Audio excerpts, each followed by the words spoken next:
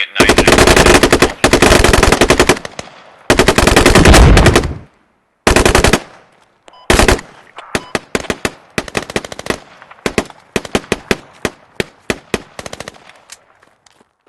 He fobbed on the roof. See fob from me.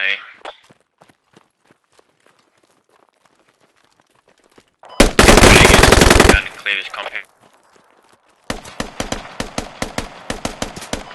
So on me guys, stuck up on the wall, get ready to breach.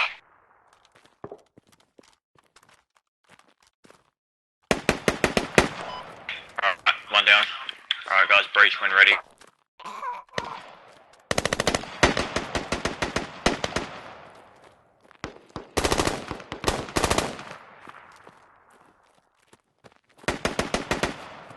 Watch your fire on the fucking west, we're coming in from west. Squad is really a game about communication and the chain of command. What you've just seen happen in this video is our squad leader has given us orders to suppress and put pressure on this compound so that we can overtake it, and we've coordinated with a second squad who's hitting it from another angle. It's only once we reach the point that the enemy inside the compound is suppressed and not really returning much fire that we're given the order to move up to the walls. Once we took it and cleared the place, the plan was for one squad to stay in there and defend it, and for our squad to move out and take the next objective. But before we could leave the compound, the other side had rallied and we were pinned in there for quite a while.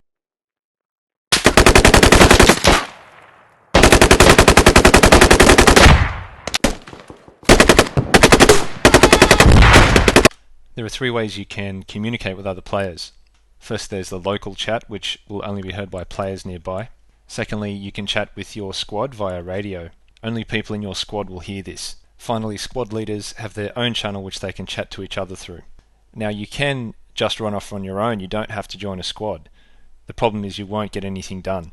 This really sets it apart from other games. A lot of other games, you can join in, just start doing your own thing, ignore the team communication, but if you do that in this game, you're just going to feel useless, you're going to feel like a parasite, and the other players are going to hate you for it.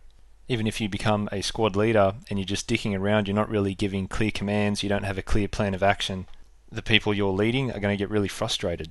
In fact, my ultimate goal in this game is to be a competent squad leader. You're watching some footage I took yesterday when I was playing with Lonely Bandit as the squad leader. An enemy has been spotted very close to our south, directly 12 o'clock. We quickly spread out in a line, jump into positions to get ready for him, and smash the poor guy, turn him into mincemeat. He was running around by himself. He wasn't in a squad at the time. Maybe he was running to reach one, but this is the kind of thing that happens. You'll walk around a corner and get hammered. A couple of minutes later, a similar thing happened. Someone just runs around the corner and gets smashed. It might have even been the same person who was respawning, maybe running back to get revenge. We had a laugh about it because he ragdolled in mid-air.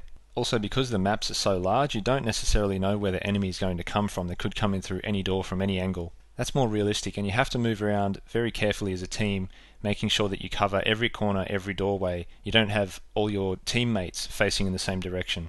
Here you can see we're just holding onto this compound for a bit. I'm just watching a door for a couple of minutes, just staring at it, and someone just runs through. It's only later on when we run into a couple of coordinated squads that we get wiped out. In this instance, while I'm trying to join up with my own team, I run past another friendly squad and we spot an enemy squad moving below us and coordinate an attack using local chat. I move down and they don't see me. I manage to let them walk right past me so that I can shoot them all in the back, and my friends up the hill take care of the rest.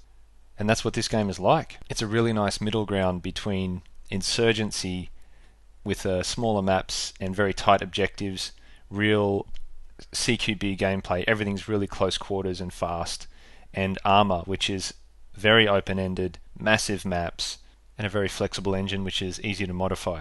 To me, it's not better or worse than these games, it's just a perfect niche between them.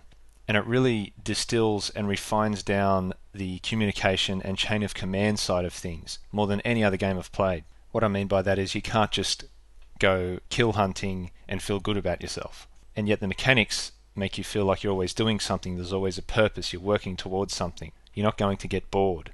Here's the caveat, it's an early access game. It's an alpha, it's not finished. It's not optimized. My frame rate isn't that great. There are bugs and glitches, especially graphical glitches. And if you aren't willing to put up with this, please don't buy it, because I'm sick of seeing people complaining and whinging about early access games and especially making incorrect assumptions about how game development works. In any case, as far as I'm concerned, it's very playable in its current state, and there are a lot of new features to be added, including vehicles apparently. I hope I've also made it clear that if you're not a team player and you're not willing to take orders, you also shouldn't buy this game. In conclusion, I think this could be one of my favourite games to come out in the last couple of years. I'll definitely be posting some more gameplay from this in the future.